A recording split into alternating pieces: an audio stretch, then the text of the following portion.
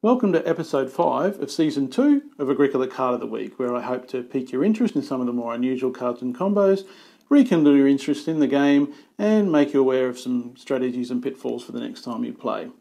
Today we're going to be discussing the Belgium deck.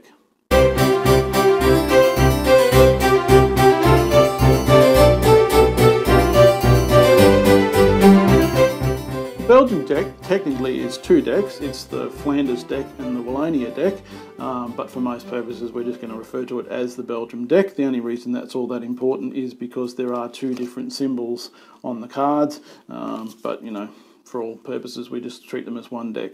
As we've been doing, we're going to look at 4 occupations and 4 minor improvements from this deck just to give you some overall flavour of the deck.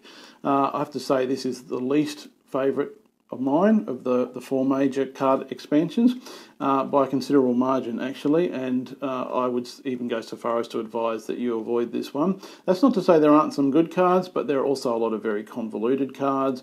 When I was going through doing the pre-production work for this series and pulling out the example cards I was going to show for each deck, I really had to look quite hard, and the 4 cards I've chosen really were the 4 good cards. There were a lot of mediocre cards and there were an awful lot of really not very good cards. With the other decks it was quite hard to decide, you know, which were the 4 cards, the 4 occupations and the 4 improvements I was going to show in each episode. Nonetheless, I am going to go through 4 cards which I think are quite good and show you some of the flavour of this deck. Proudly sponsored by Yeoman.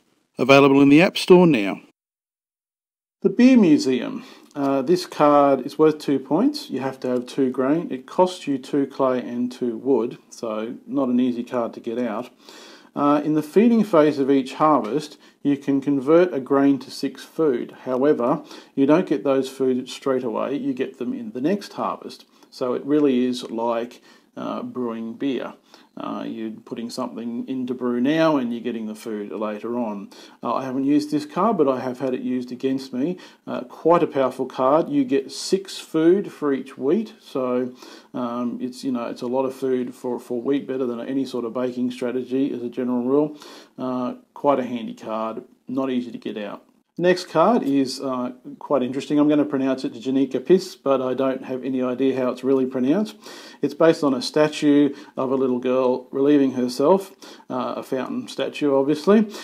You have to have a well. It's worth a point and it costs you a stone. And what it does is it makes your well an action space that you can then put a person on and use it again. So the standard well allows you to put 1 food on the next 5 round spaces. You could then go and use that again, put 5 food on the next round space. I have used this. I've used this in combination with other non-standard well cards. There are various different wells in the different decks. Also handy with things like the well builder, which would allow you to build wells easier. It's an unusual card with a bit of thought though. It can lead to some interesting strategy. The Ardennes. You have to have 6 clay, but when you do play this card, you can place 1 wood on each even numbered round space. So potentially not usually able to play that before about round 6, although you know there are other things that give you clay. It doesn't cost you 6 clay, you just have to have 6 clay. An interesting way of getting extra wood in the game if you can get enough clay early on. And finally, for the minor improvements, the farm card costs you 3 wood and it's worth a point. When you use the sow action, you can sow a grain on an existing vegetable field or a vegetable on an existing grain field. Only 1, but it's a way of sowing extra things on extra fields. Nice little card. And moving on to the occupations, the Cosmographer. This is typical of the sorts of card in this deck. I'm actually just going to read it off the card and then we'll come back to it. I have played this card.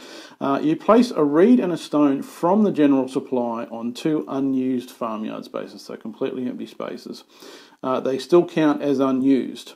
You can take those into your supply at any time, so you could potentially just use this as a way of getting an extra stone and a reed, although that would kind of miss the point of the card. At the end of the game, if you have sheep on the same space where you put the reed, and you'll get 2 bonus points. If you have pigs on the same space where you put the stone, you'll get 2 bonus points.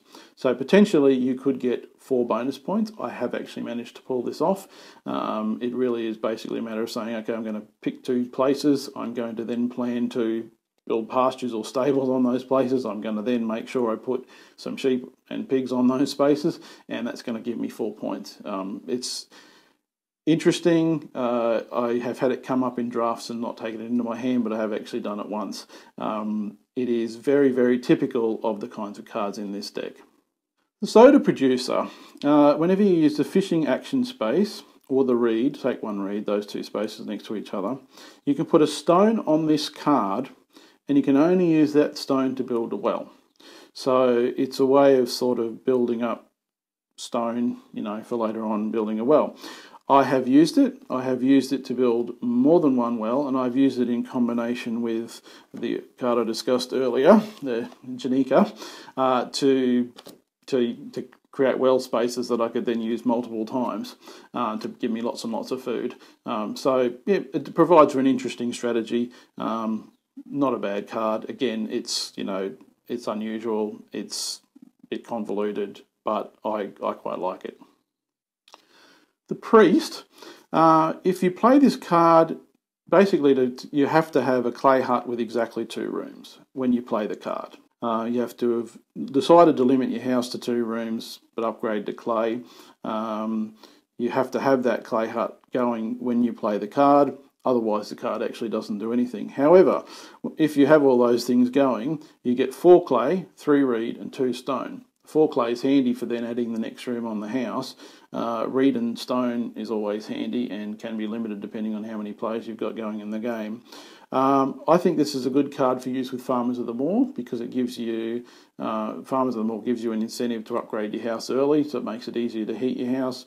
I have actually played this game. I don't always play for maximum family size. I tend to play Agricola for having a nicely organised farm that's producing food and feeding my family and only growing my family as fast as I can reasonably support them.